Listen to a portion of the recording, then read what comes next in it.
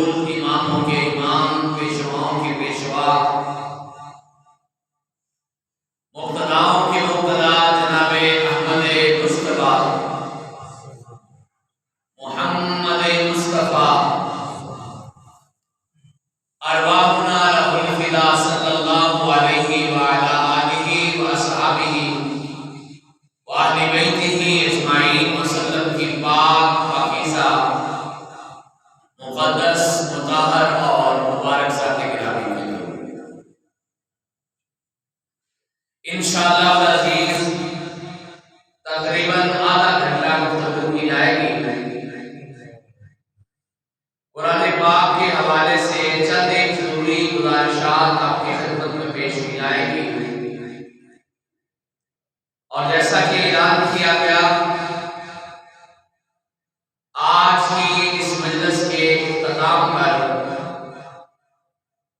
انشاءاللہ قرآن مجید کے حوالے سے ایک بڑی اہم کتاب جو ہے وہ مفت تقسیم کی جائے گی، اور اللہ پاک جزائے خیر عطا فرمائے آج کی اس مجلس کی انتظامیہ کو۔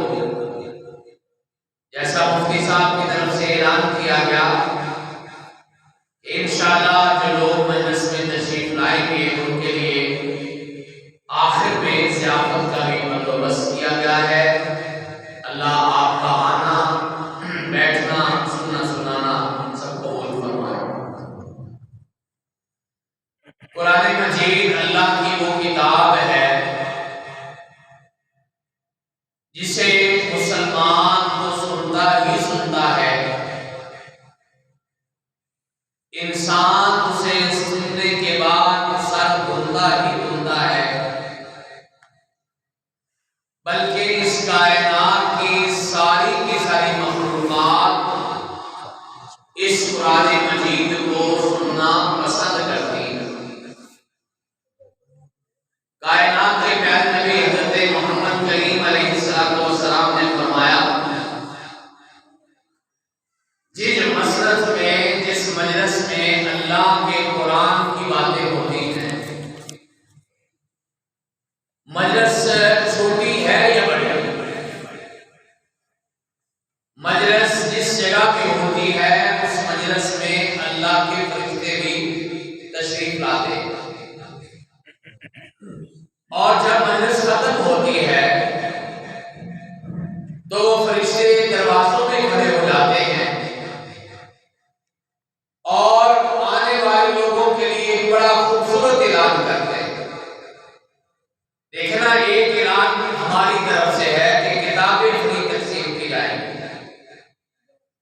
ایک اعلان ضیافت کا ہماری انتظامیہ کی طرف سے ہے، اور انشاءاللہ العزیز ایک اعلان اللہ کی طرف سے اللہ کے فرشتے بھی کریں گے، اور مجلس برخاست ہونے پر وہ اعلان کریں گے قوموا مغفورا لکم، کھڑے ہو جاؤ، اللہ نے آپ سب لوگوں کے سارے گناہوں کو معاف کر دیا۔ اسی نیت کے ساتھ، اسی شوق کے ساتھ اور اسی ارادے کے ساتھ انشاءاللہ ہم یہاں بیٹھے ہیں کہ اللہ مالک کائنات اس مجلس کی برکت سے آپ ہم سب کے گناہوں کو معاف فرما دے گا۔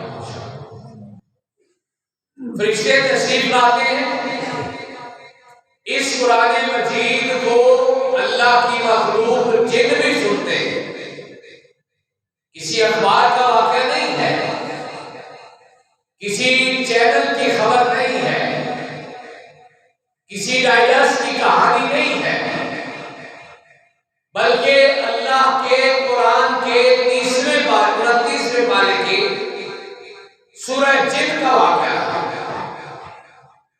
مفسرین نے لکھا ہے اور احادیث سے بھی اس کی تصدیق ہوتی ہے کہ ایک روز کائنات کے امام محمد رسول اللہ صلی اللہ علیہ وسلم مسجد نبوی میں قرآن مجید کی تلاوت کر رہے ہیں۔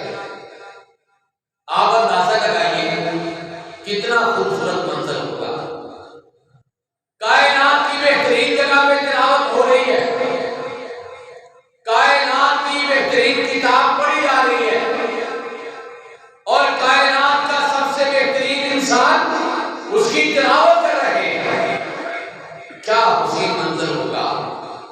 اور پڑھنے والا جب دل سے پڑھ رہا ہو نا، پھر سارے سنتے ہیں۔ جنوں کا ایک گروہ گزرا اور اس سے ٹھہر کے قرآن مجید سننا شروع کر دیا۔ کائنات کے امام علیہ الصلوۃ والسلام تلاوت کلام مجید ختم کرتے ہیں اور یہ جن واپس اپنی بستی میں جا کے یہ واقعہ بیان کرتے ہیں۔ واقعہ اللہ کے قرآن نے نقل کیا، واپس آ کے اپنی بستی میں جنوں کو بتاتے ہیں اِنَّا سَمِعْنَا قُرْآنًا عَجَبًا، ہم نے آج کوئی عجیب قرآن سنا ہے، نہ وہ شعر ہے نہ وہ شعر ہے، نہ وہ حکایت ہے نہ وہ روایت ہے، نہ وہ قصہ ہے نہ وہ کہانی ہے، بلکہ ما ھذا قول البشر، ایسا لگتا ہے کہ وہ کسی انسان کا کلام بھی نہیں ہے۔ اور اس قرآن مجید کی تاثیر یہ ہے کہ فآمنا بہ، ہم سارے کے سارے جن اس کے ساتھ ایمان لے آئے اور ہم نے وعدہ کیا ہے وَلَن نُشْرِكَ بِرَبِّنَا أَحَدًا، ہم آج کے بعد اس اللہ کے ساتھ کسی کو شریک نہیں ٹھہرائیں گے۔ اور حدیث میں موجود ہے جب جنوں نے جا کے یہ واقعہ سنایا، ساری کی ساری جنوں کی بستی جو ہے وہ کلمہ پڑھ کے مسلمان ہو جاتی۔ ثابت یہ ہوا کہ جنات بھی اس قرآن کو سن رہے ہیں۔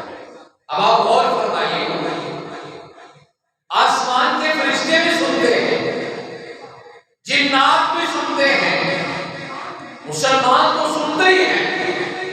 کائنات کے امام محمد رسول اللہ صلی اللہ علیہ وسلم نے فرمایا جب قرآن کی تلاوت کرنے والا قاری یا حافظ یا عام کوئی انسان قرآن مجید کی تلاوت کرتا ہے، زمین پہ چلنے والے جانور، ہواؤں فضاؤں میں اڑنے والے پرندے، جنگلات میں رہنے والے درندے، حتی النملۃ فی جحرها، حتیٰ کہ زمین کی تہوں میں رہنے والی کیڑے مکوڑے بھی، حتی الحوت فی جوف الماء، حتیٰ کہ پانیوں میں رہنے والی مچھلیاں بھی۔ فرمایا لَيُصَلُّونَ عَلَىٰ مُعَلِّمِ النَّاسِ الْخَيْرَ، وہ ایک کلام تلاوت کرنے والے پر، خیر کی بات کرنے والے پر، خیر کی دعوت دینے والے پر وہ دعائیں بھی کرتے ہیں، مغفرت کی دعا بھی کرتے ہیں، اللہ کی طرف سے سلامتی کی دعا بھی کرتے ہیں۔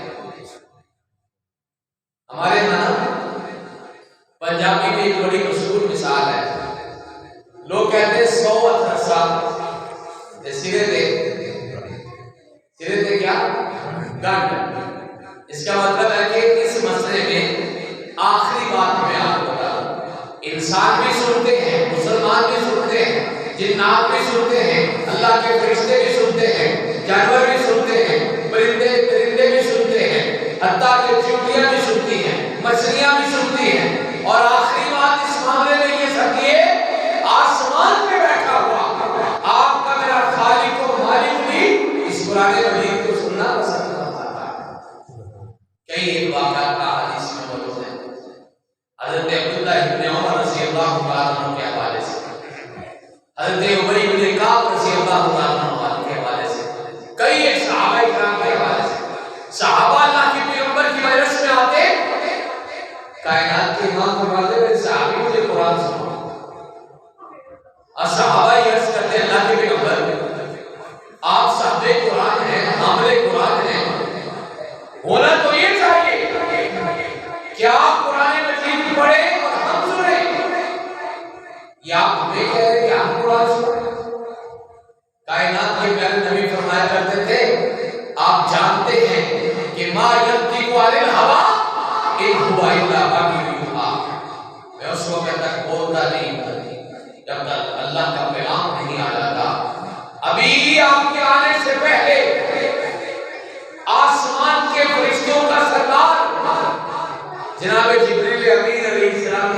تشریف لائے تھے اور انہوں نے مجھے اللہ کا یہ پیغام دیا ہے، فلاں صحابی جب آپ کی مجلس میں آئے اسے کہنا قرآن پڑھ کے سنائے۔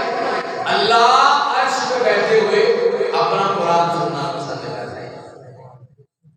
ثابت یہ ہوا اللہ بھی سننا پسند کرتے ہیں۔ حضرات یہ قرآن مجید اللہ کی وہ کتاب ہے جس بندے نے قرآن مجید سے اپنا تعلق بنایا، اللہ نے دنیا میں بھی عزت عطا کی اور آخرت میں بھی عزت عطا کی۔ ایک مثال سے آپ کی خدمت میں پیش کرتا ہوں، سیدنا بلال حبشی رضی اللہ تعالی عنہ۔ آپ ہم سب جانتے ہیں کائنات کے امام علیہ السلام کے بڑے مشہور صحابی اور رہنے والے ہیں حبشہ افریقہ۔ حبشہ افریقہ وہ علاقہ ہے جو آج تک شاید آپ نے اور میں نے بھی نہیں دیکھا۔ بلال حبشی رضی اللہ تعالیٰ عنہ وہ صحابی ہیں جن کے والدین کو آج بھی شاید ہم نہیں جانتے، نہ علاقہ مشہور، نہ قبیلہ مشہور، نہ ان کا کاروبار مشہور، نہ ان کی کوئی خاندان مشہور۔ ان کے پاس دنیا کی کوئی دولت نہیں ہے، لیکن ایک دولت ان کے پاس نہیں، اور وہ دولت تھی ایمان کی دولت، اسلام کی دولت، کائنات کے امام کی محبت کی دولت، اور پھر قرآن کی محبت کی دولت۔ یہ ان کے پاس دولت تھی۔ اللہ نے قرآن کی وجہ سے کتنی شان عطا فرمائی۔ مسلمانوں نے مکہ فتح کر دیا۔ مکہ جب فتح کرنے کی بات آتی ہے، یہاں پہ طالب علم بھی بیٹھے ہیں، میری بیٹیاں قرآن کا ترجمہ پڑھنے والی بھی تشریف لائی ہوں گی۔ میں آپ سے بات یہ عرض کروں، جب آپ یہ بات سنیں نا مکہ فتح ہوا ہے، اس کے ساتھ 6-7 باتیں یاد رکھا کریں۔ سب سے پہلی بات، دنیا کی تاریخ میں یہ کبھی نہیں ہوا کہ ٹھیک 8 سال کے بعد ایک بندے کو، ایک قوم کو ایک علاقے سے نکال دیا ہو اور 8 سال کے بعد انہوں نے کوئی علاقہ فتح کر لیا۔ پہلی بات۔ دوسری بات، مسلمان جب مکہ سے گئے تھے نا ہجرت کر کے، آپ کو یاد ہے مسلمانوں کی تعداد 250 یا 300 تھی، اور آج جب 8 سال کے بعد مسلمان مکہ فتح کرنے کے لیے آئے ہیں، مسلمانوں کے لشکر کی تعداد 10,000 ہے۔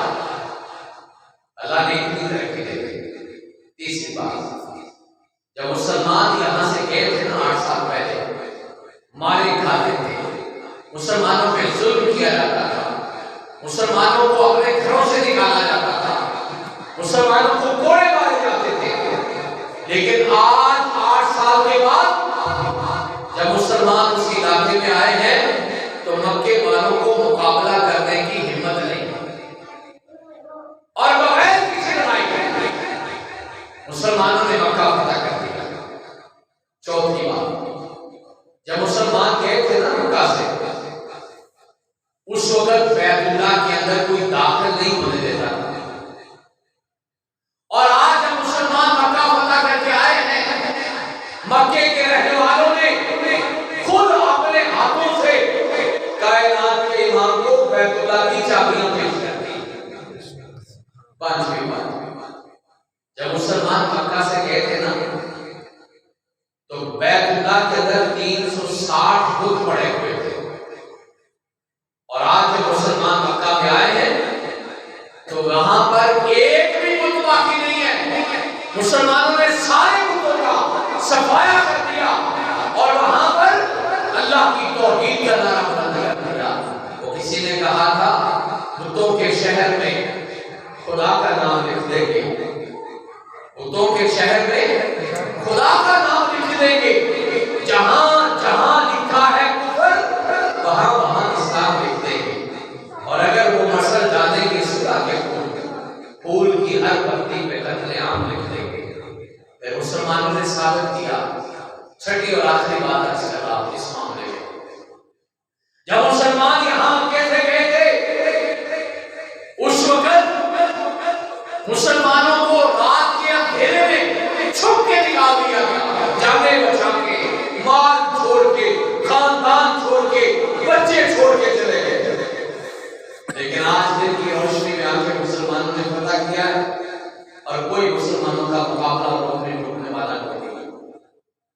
کی بات بھی سن لیں۔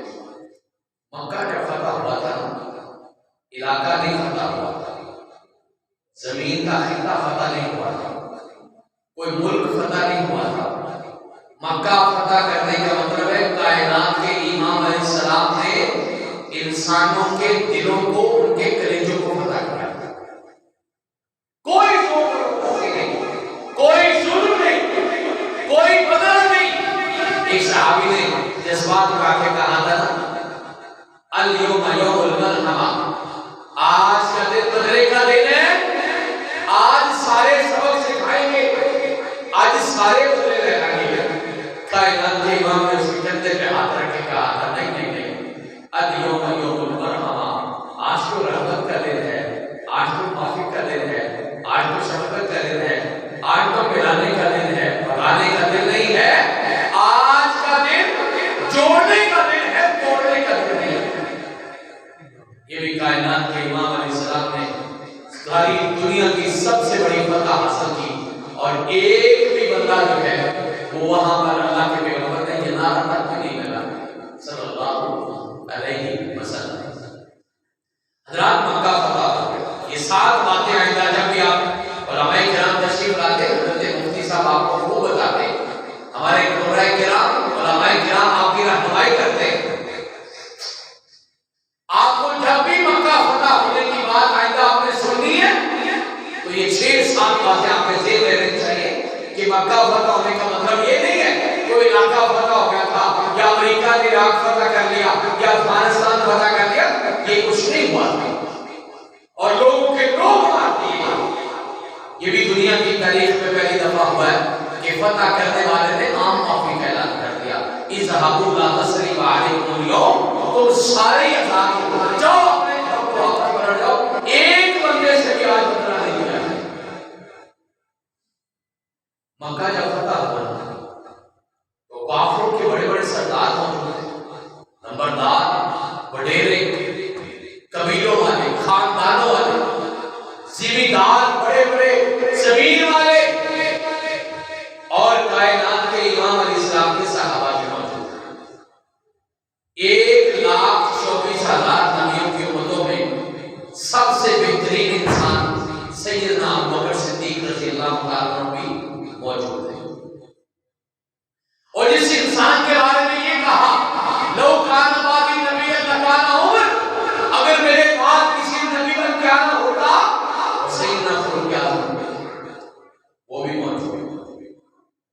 اور آج وہ شخصیت بھی موجود ہے جن کے بارے میں زندگی میں 28 مرتبہ، کتنی مرتبہ؟ 28 مرتبہ نام لے کے کہا تھا عثمان فی الجنہ، عثمان جنتی۔ اور جس انسان کے بارے میں ایک ایسا جملہ کہا جو اس کائنات میں کسی دوسرے انسان کے حصے میں نہیں آیا، فرمایا ما ذرہ عثمان ما عمل بعد اليوم، آج کے بعد عثمان جو مرضی کرتا ہے اللہ نے آپ کے کھاتے میں جنت کو واجب کرا دیا۔ وہ بھی موجود ہے، اور وہ عظیم ہستی بھی موجود ہے جن کے بارے میں کہا کہ علی بن رضی اللہ تعالیٰ کو کل ایسے شخص کے ہاتھ میں جھنڈا پکڑاؤں گا جو اللہ اور اس کے رسول سے محبت کرتا ہے، اور اللہ اور اس کے رسول سے محبت کرتے ہیں، خیبر کے موقع پر کہا۔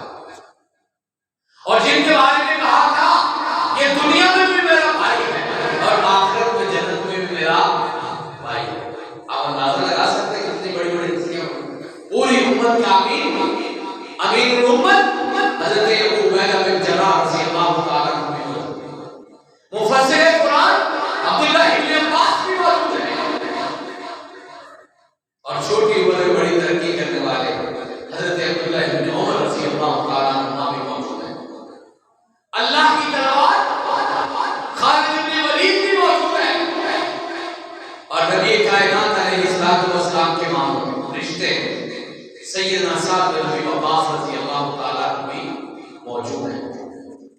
لیکن کائنات کے امام نے کسی کو نہیں بتایا، سردار بھی کھڑے، بڑے بڑے صحابہ کرام بھی موجود ہیں۔ میں آپ کو بتانا چاہ رہا ہوں قرآن کی شان کیا ہے۔ وہ بلال حبشی جس کے پاس کوئی دولت نہیں، ایک دولت تھی ایمان کی، اسلام کی، محبت رسول کی اور قرآن پاک کی محبت. کائنات کے امام اتنے بڑے مجمع میں کھڑے ہیں، 10,000 کا لشکر صحابہ کرام کا ہے اور ہزاروں کی تعداد میں کافر کھڑے ہیں، اور کائنات کے امام قرآن کی عظمت بیان کرنے لگے، فرماتے این بلال، بلال کی آگے حاضر ہوئے بڑے اور کہا لبیک یا رسول اللہ صلی اللہ علیہ وسلم وسعدیک، اللہ کے پیغمبر میں حاضر ہے، آپ حکم فرمائیں. کائنات کے امام علیہ السلام فرماتے بلال تم نے توحید کے لیے بڑی باری کھائی، کوڑے کھائے، پتھر جھیلے، زخم لگوائے، گرم کوئلوں پہ لٹایا گیا، گرم پانی پھینکا گیا، زنجیروں میں جکڑا گیا. ایک دفعہ حضرت عمر رضی اللہ عنہ حضرت بلال رضی اللہ عنہ کے بیمار پرسی کرنے گئے. جب وہ بیمار ہوئے تو ان کا پتہ کرنے گئے. حضرت عمر رضی اللہ عنہ کی بڑی عزت کرتے تھے، ایسے پیار سے ان کے جسم پہ ہاتھ پھیرتے، ہاتھ پھیرتے پھیرتے حضرت عمر رضی اللہ عنہ کے ہاتھ میں کوئلہ آ گیا، ان کے جسم سے نکل آیا. سیدنا فاروق اعظم رضی اللہ تعالیٰ کی آنکھوں میں آنسو آ گئے، کہنے لگے بلال یہ کیا ہے؟ بلال رضی اللہ تعالیٰ عنہ سے آگے فرماتے ہیں میرے بھائی یہ توحید کی دولت ہے. امیہ مارتا تھا، کوئلوں پہ بٹھاتا تھا، زنجیروں میں جکڑتا تھا، اوپر پتھر آ جاتا تھا، اوپر گرم پانی نہیں لاتا، اوپر سے کوڑے بھی مارتا. میرے جسم کی چربی پگھلتی تھی اور چربی پگھل پگھل کے یہ آگ کے کوئلے میرے جسم کا حصہ بن چکا.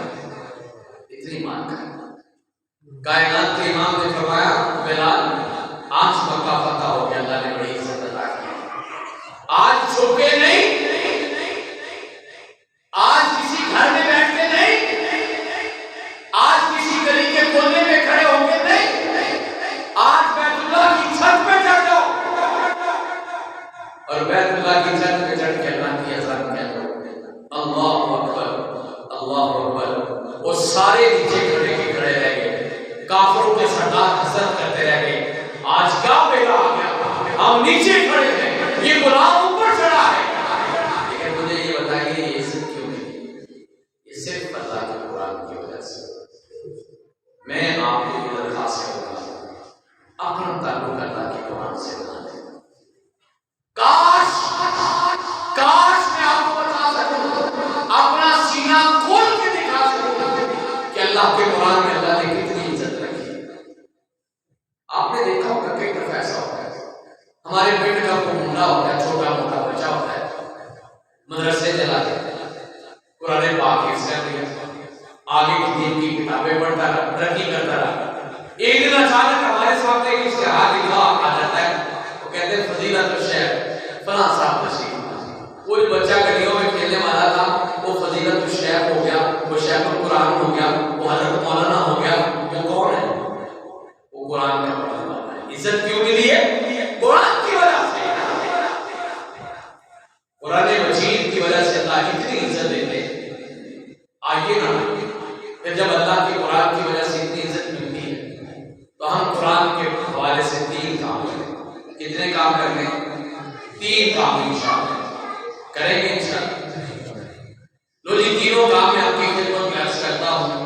درس کو ہمارے ساتھ تشریف لانے والے جناب استاد محترم الیاس صاحب کا، استاد صاحب چینا صاحب کا حکم تھا، درس بھی دے دیا، لیکن اصل پیغام میں آپ نے دیا کہ ہمارے ساتھ خواتین کی طرف بچے پتہ نہیں کیوں شور کر رہے ہیں، اگر وہ بند ہو جائے تو بڑی بڑی قیمتی باتیں آپ کو سمجھ آئیں گی انشاءاللہ. کوئی بیٹا باپ میں جا کے کہہ دے کہ بچوں کو ذرا چپ کروا. 3 باتیں قرآن پاک کے حوالے سے انشاءاللہ میں آپ کی خدمت میں بڑی اہم عرض کرتی ہیں. پہلی بات، ہم نا کالجوں میں پڑھاتے ہیں، یونیورسٹیوں میں پڑھاتے ہیں، جس طرح حضرت مفتی صاحب ماشاءاللہ پی ایچ ڈی کر رہے ہیں. مجھے پتہ چلا ہمارے بھائی قاری عبدالرحمان صاحب بھی ایم فل کے ارادے میں ہیں ماشاءاللہ. یہ پڑھے لکھے لوگ ہیں. ہمارا طریقہ کار یہ ہوتا ہے کہ ہم ایک بات بتاتے ہیں تو سبق دیتے ہیں تو اگلے دن سنتے نہیں. ہماری عادت بن گئی. لہٰذا یہ تینوں باتیں میں نے آپ کو بتا دی اور میں نے آپ سے سنی بھی تاکہ پیغام بنا جائے. پہلی بات یہ ہے قرآن پاک کے حوالے سے قرآن کی وجہ سے ملتی ہے. قرآن سے پیار کرنا ہے, قرآن اللہ بھی سنتا ہے, مخلوقات بھی سنتی ہے. یہ ساری باتیں علماء کرام بھی آپ کو بتاتے رہتے ہیں, میں نے بھی آپ کی خدمت میں عرض کرتا ہے. پہلا کام یہ کرنا ہے اللہ کے قرآن کو درست انداز میں صحیح طریقے سے پڑھنا سیکھو. بات کی سمجھ آئی؟ قرآن پاک کو صحیح طریقے سے پڑھنا سیکھو. آپ میں سے کسی بندے کے ذہن میں یہ بات آئے گی, میرے بزرگ سوچ رہے ہوں گے کہ صحیح پڑھ دیں, اسی کڑا قرآن غلط پڑھ دیں. میں کائنات کے امام علیہ السلام کی 2 حدیثیں آپ کے سامنے پڑھوں گا, ترجمہ کروں گا, آپ پھر مجھے بتانا کہ آپ اس طرح قرآن پاک پڑھ رہے ہیں جس طرح ہمیں پڑھنے کا حکم دیا گیا. پہلی حدیث کائنات کے پیارے نبی کی پہلی زبان سے ارشاد ہے, اقرأوا القرآن بحروف العرب واصواتها. قرآن مجید ویسے پڑھا کرو جیسے عربی لوگ پڑھتے ہیں. آپ نے عربی کو سنا ہوگا, نیٹ پہ سنا ہے. کئی ہمارے آج کے جو بچوں کی, ہمارے قرآن کرام کی آوازیں کیسی ہیں. ہمارے قاری عبدالرحمان صاحب نے ماشاءاللہ جماعت کروائی ہے, اللہ ان کی علم میں عمر میں برکت پیدا فرمائے. خوبصورت آواز ہے, ہم سنتے ہیں, لیکن ایمانداری سے بتانا, ہاتھ کھڑے نہیں کرنا, جواب نہیں دینا, اپنے آپ کو بتانا, اپنے سینے پہ ہاتھ رکھنا, اپنے رب کو حاضر ناظر جان کے فیصلہ کرنا, کیا ہم عربیوں جیسا قرآن پڑھتے ہیں؟ یہ کائنات کے امام کا حکم ہے جو میں نے پڑھا ہے کہ عربیوں جیسا قرآن پڑھنے کی کوشش کرو.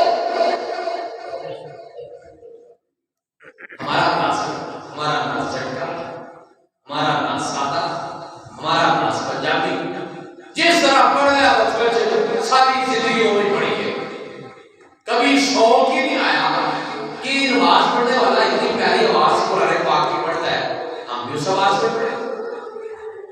اچھا میں نے آپ کو نا بیماری کی بتا دی ہے, علاج بھی بتا دی. بیماری یہ ہے کہ ہم قرآن پاک ٹھیک نہیں پڑھتے. علاج کیا؟ علاج صرف ایک مہینے, صرف 1 مہینے میں نہیں, 2.5 گھنٹوں. کتنے گھنٹوں میں؟ صرف 2.5 گھنٹے. طریقہ کار کیا ہے؟ طریقہ کار یہ ہے کہ روزانہ آپ نے 1 آیت اپنے قاری صاحب کو سنانی ہے, اور پھر پوچھنا کہ میرا لہجہ عربیہ نہیں, عربیوں والا نہیں ہے, پھر قاری صاحب کو آپ کو پڑھ کے سنا دیں. وہی آیت پھر قاری صاحب سے پڑھنے دیں, اگلے دن پھر وہ آیت پڑھ کے سنانی ہے, اگلی آیت. 1 مہینے میں کتنے دن ہوتے ہیں؟ 30 دن ہوتے ہیں, 30 دن. 30 دنوں میں روزانہ 5 منٹ, ٹوٹل 150 منٹ ہو گیا. اور 150 منٹ کے کتنے گھنٹے بنتے ہیں؟ 2.5 گھنٹے. اس لیے میں نے کہا کہ 2.5 گھنٹوں میں آپ کا قرآن عربیوں جیسا ہو سکتا ہے. آپ کوشش کریں, محنت کریں, میرا مالک اپنے رحمت کرے گا, انشاءاللہ پڑھیں گے. اور کائنات کے امام کا یہ حکم ہے, زین القرآن بأصواتکم, خوبصورت لہجے میں قرآن پڑھا. پھر کوشش کریں کہ آئندہ سے خوبصورت لہجے میں قرآن پڑھا. اللہ آپ کے میرے لہجے کو خوبصورت بنا. ایک بات سمجھ آ گئی؟ کیا بات بتائیے؟ قرآن پاک صحیح انداز میں پڑھنا, ایک بات. دوسری بات ہے, اور اس کے حوالے سے میں یہ بات بتاؤں گا کہ ہمارے ہاں نیک لوگوں میں, دین والے بندوں میں, مسجدوں میں, مدرسوں میں, نمازیوں میں ایک عجیب رواج پڑ گیا. رواج یہ ہے کہ یا تو بچہ بچپن میں حفظ کرے گا یا پھر ساری زندگی نہیں کرے گا. کیوں نہیں, میں غلط صحیح کہہ, اس طرح ہی ہوتا ہے.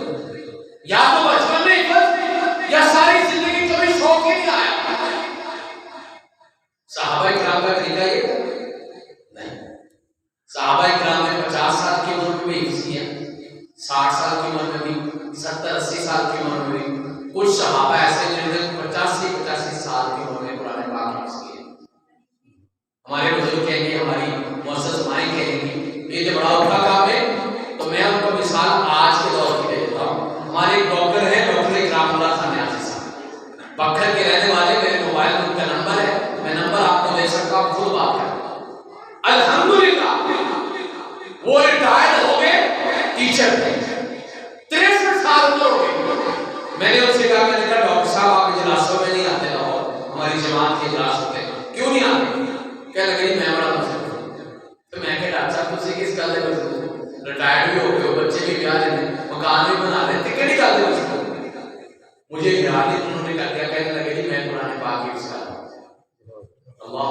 کتنی عمر ہے بنا 63 سال.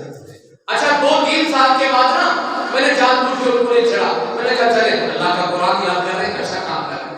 3 سال کے بعد میں نے کہا ڈاکٹر صاحب اب تو آ جایا کریں نا, اب تو آپ فری ہو گئے ہوں گے. ڈاکٹر صاحب فرمانے لگے نہیں ہوں میں بالکل نہیں آنا. میں کیا ہوں کی بنا, کہتے میں نے پورا قرآن پاک حفظ کر لیا 66 سال کی عمر میں. کہتے میں ہر نماز سے پہلے 1 سپارہ دہراتا ہوں اور نماز پڑھ کے جا کے قاری صاحب کو سنا دیتا ہوں. اور 6 دن پورا قرآن روزانہ دے 5 سپارے سنا دے تے ہر ہفتے میں 1 مرتبہ اللہ کا قرآن پورا سنا دے. عمر کتنی ہے بتا 66. پھر فارمولا غلط ہو گیا نا کہ بڑے ہو کے قرآن ہو جاتا ہے. حفظ کریں, یاد کریں, اللہ رحمت کرے گی انشاءاللہ. ایک دوسرا رواج یہ ہے کہ ہم یا تو سارا قرآن حفظ کرتے ہیں یا پھر ایک سورت میں حفظ کرتے ہیں. اپنے نمازیوں سے کبھی پتہ کر لینا, مفتی صاحب کو تو یقیناً پتہ ہوگا, پتہ کر لینا. کئی بندے سارے نمازی ایسے ہیں انہوں نے سورہ قرآن زبانی یاد نہیں. ایمانداری نہ دسو, ہر رات عشاء دی نماز